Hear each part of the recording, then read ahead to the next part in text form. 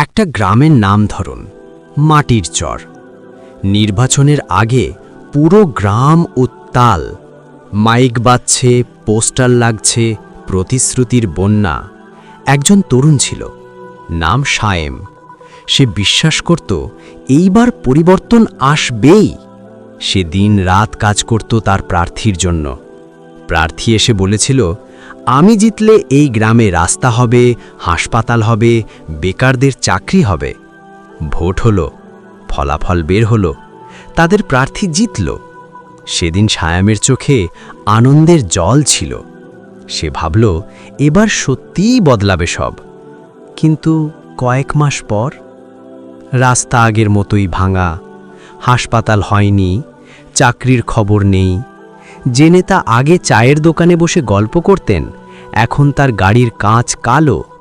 তার সাথে দেখা করা কঠিন।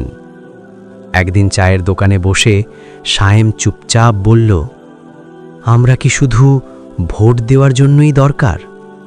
এক বৃদ্ধ উত্তর দিলেন, রাজনীতি খারাপ না বাবা, খারাপ হলো যখন মানুষ ক্ষমতাকে সেবা না ভেবে মালিকানা ভাবে। তিতা বাস্তবতা।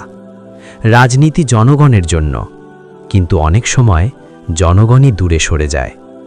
আবেগ দিয়ে ভোট দেওয়া সহজ, জবাবদিহি চাওয়া কঠিন। পরিবর্তন চাইলে শুধু ভোট না, সচেতনতা ও প্রশ্নও দরকার।